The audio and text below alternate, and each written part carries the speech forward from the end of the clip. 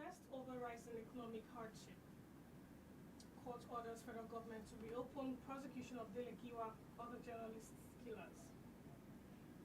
President Tinubu meets with state governors over economic hardship, security. Government molds creation of state police, orders NSA, security agencies to go after food hoarders.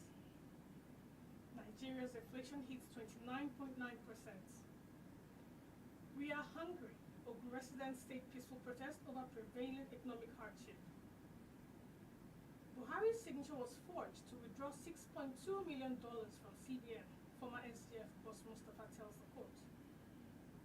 House of Reps members proposed change from a presidential parliamentary system as Senate unveils 45-member committee for constitution review. IMF confirms return of petrol subsidy under Tinubu as federal government says it cannot continue to subsidize electricity. Wike places 20 million naira bounty on 2 wanted Abuja kidnappers.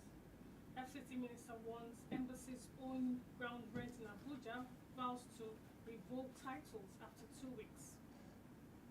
Labour Party suspends National Treasurer Opara for 6 months for accusing Abure of mismanaging 3.5 billion naira from nomination forms, campaign funds, party to account for campaign funds, audit process says OP. Injured soldier kicks as President Tinubu gives Super Eagles players houses, plots of land, national honors. Access Holding CEO Herbert Wigwe, wife, son, NGEX chairman, Ogunbanjo die in helicopter crash. US releases photos of crash sites. NBA Kings against Nigeria-UK trade deal that will allow UK lawyers to practice in Nigeria. Nigeria on the path to Venezuela. PDP governors playing to the gallery, says the federal government. Nigeria's oil output rises further by 6.9% to 1.43 million barrels per day, OPEC. EFCC operatives allegedly arrest FUTA students after invading hostel at midnight. President Tinubu departs Nigeria for Addis Ababa to attend AU Heads of Government Summits. Nigeria to experience more excessive heat wave, NIMET. Reps move to stop sports betting in Nigeria, warns of consequences. Like CBN, FAN, Nigerian Upstream Petroleum Regulatory Commission considers moving office to Lagos. Bakers to begin nationwide strike from February 27.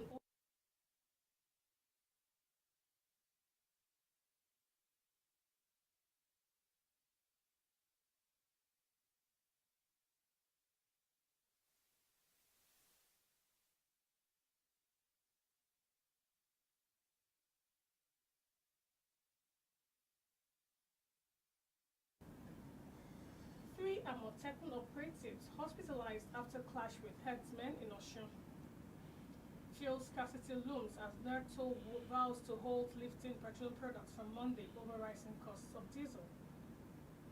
Court rules attempt to postpone Senegal presidential election illegal. Ukraine sinks another Russian warship, disabling a third of Putin's Black Sea fleet as Russian opposition leader and President Putin's critic Alexei Navalny dies in prison. UK-Japan economy fall into recession. Egypt setting up walled area to host refugees from Gaza. Today is the 17th of February 2024, coinciding with the 7th day of Shaban, 1445 AH. Let's look at more details. Let's look at this news headlines in more details. And I have with me Dr. OLUBUNMI KAZEEM. Assalamu alaikum. Good morning. Good afternoon, actually. Good afternoon. Walaikum assalam. Good afternoon, and it's a pleasure to be here. All right. We'll take a quick break. I need to grab a glass of water, and we'll be back.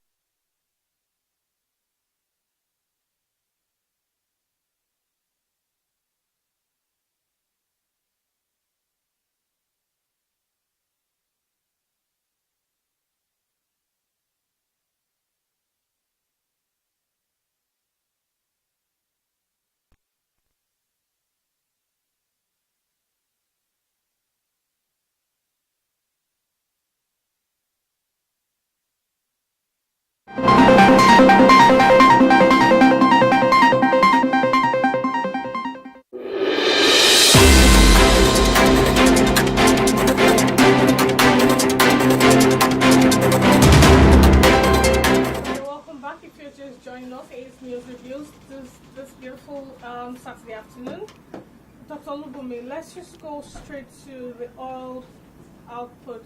It's risen, I'm starting on a good note. It's risen by 6.9%. That's good news, isn't it? Well, I'm taking it with actually a mixed feeling.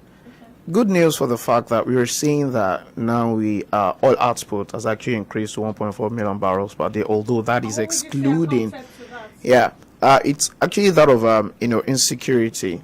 I would say the improvement in actually the security of the pipelines and the fight against oil theft, by the Nigerian government and the security forces, that's probably allowed the country to actually ramp up its crude oil production. But by and large, you look at it, this is a country that's actually done more than 2 million barrels per day before now. Right. That's one. Number two is also that if you look at the benchmark for crude oil production as far as the budget is concerned, now the budget 2024 was actually benchmarked on a crude oil production of 1.78 million barrels per day. So now that we are actually doing 1.4 million barrels, it means it's a shortfall.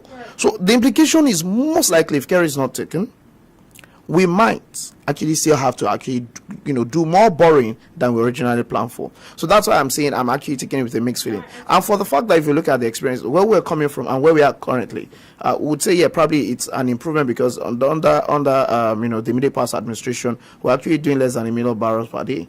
So now that we are at 1.4, probably might say, well, we'll take that as at least something positive. So hopefully some of the measures that the new government has taken is paying off, is what we'll conclude with the increase that we've recorded.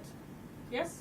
Well, whichever way we want to interpret it. But for me, for the fact that I know we have the capacity to do, you see, more than that, I'm also picking it from the fact that before we had the refineries, we said that it's because our refineries are not functional, that's why we are importing refined crude. Now we have functional refineries and we are contemplating importing crude oil. Sincerely, is something not wrong with us? Right. The answer to that question will come from my Oga at the top. Court orders the federal government to reopen prosecution of Delegiwa and other journalists' killers. How many years on, and why? What suddenly? Is that to test our legal system to see if... The reality is, there has really been no closure to that case. Right. And those of other unresolved murders of journalists. And then it's something that was actually taken up by an NGO. We started around 2021. The Attorney General was actually the sole defendant in that case. So it was instead at an Abuja High Court, presided over by Justice Inyang Eko. Now, the reality is, 3 years down the line, a judgment has now come that those cases be reopened. It's not just about that of Delegiwa. That of Delegiwa actually happened in 1989.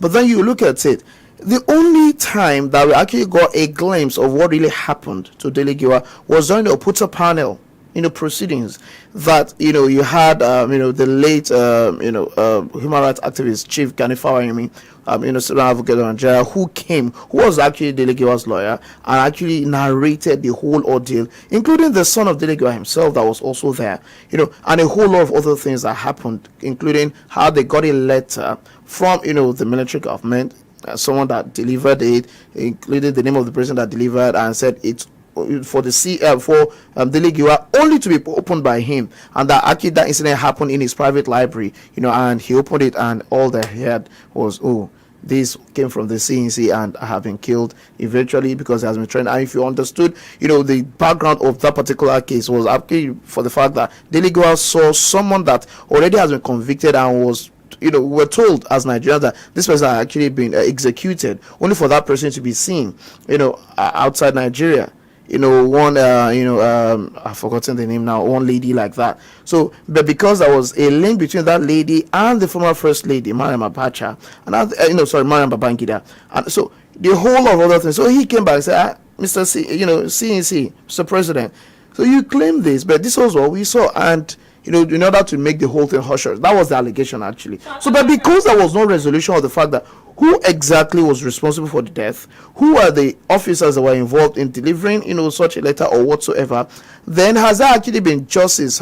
Has justice been served to the families of these journalists who have actually, had their breadwinners' life cut short without any resolution of that? So no justice. And at the end of the day, because there is no closure, And ordinarily, there is never a time that will be too late for us to actually resolve a particular case. And it's not just even about journalists, because you might look at it, it's coming from the journalists. There are so many unresolved murders till date. Who are the killers of Bola Ige, Harry Marshall, so many other, Dipo Dino, and name it. There are so many. Even Funshaw Williams. So all these are there, and these cases were not resolved. So it affords us an opportunity to probably reopen some of these cases if truly we're interested in providing a closure to them and bringing justice, to the perpetrators. And at the end of the day, to at least one way or the other, the minds of the families of these guys, at least that finally justice has been served in such case. So we hope that now that the truth is just that I'm actually having doubt that it will go beyond this. Seriously. For it to have been reopened, or the order. You see, there are countless orders that have actually emanated from the court. See, do you still remember that we have a substituting court order now that directed the federal government to actually regulate the price of some commodities in Nigeria? That judgment was secured by Senior Advocate of Nigeria, Femi Falana. Now, till date, have you had even the federal government reacting to that judgment? Nothing.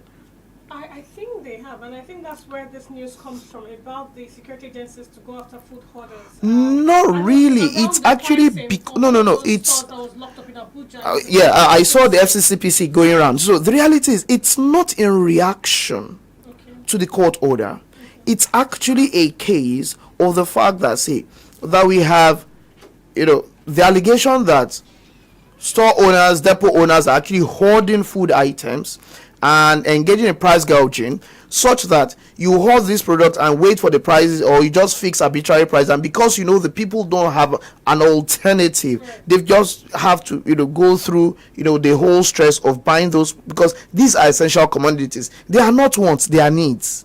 And because of that, there are things that people cannot do without. So for that reason, and because we are practicing a capitalist enterprise where people are free to sell whatsoever they like, they behave the way they like, so far it is, and it is within their right and things like that. So now government is now saying, because you cannot remove the fact that the inflation we are fighting, the food insecurity, and the insecurity, general insecurity that we have in there, all these things are intertwined. So government is now feeling like, okay, for us to actually address the issue of inflation and insecurity, at least for that of food inflation, let us see how well we can probably release some grains, get into commitment of millers and what have you, to release some of those goods, some of those food products they have in their warehouses. Then also find a way to checkmate the exploitation by some of these store owners, or superstores, supermarkets, and other foodstuff sellers, against exploiting the people, because the suffering in the land is just too much. All right. Let's look at this news about Buhari's signature that was forged to withdraw $6.2 million from CBN. How did that go unnoticed? Or what kind of collusion achieved this magnitude of theft? Well, if anything, I think this is one of the aspects that I think we need to give credit to the current administration, and most importantly, the private investigator engaged by the president to unravel, a whole lot of shenanigans that went in the CBN under the leadership of Godwin Emefiele. Now, these are some of the outcomes of that. That there was a memo that was raised fictitiously approving the release from the central bank, that should even raise eyebrow, of the sum of $6.23 million for the payment of international observers during the 2023 election, February 2023. $6.23 million. So you look at it quite well, that how come did that happen? And that had a letter from the office of the SGF, a letter from the governor of the central bank directing the the manager of the CBN office in charge of release of currency. It also has a memo from the office of the president signed by the president himself. Now, all these were the facts that were tendered as a basis to release such a humongous amount of money. If you look at it in today's terms, you are talking about billions of naira. So now, you're saying that such an amount of money was released, was approved. But the SGF, whose office to actually coordinate such interaction, said such a letter never emanated from his office. One. Then, but if you're saying that the president wrote me to approve the release of such an amount of money by the CBN, the question is, the terms and the structure of that letter shows it's actually fake, because the president will never write to me as the SGF ordering the release of money. I will be using a reference code. That there is no reference code in correspondence between the president and any office. That's one. Number two is also the fact that the president is now ending the letter. You have the highest assurances of the esteemed regards, that the president never used such a term for anyone other any of his appointees. He only sent such letter with such a closure when it's probably being sent to the National Assembly or the Chief Justice. So that the president is now writing to his appointee and is now saying you have the highest assurances of the esteemed regards.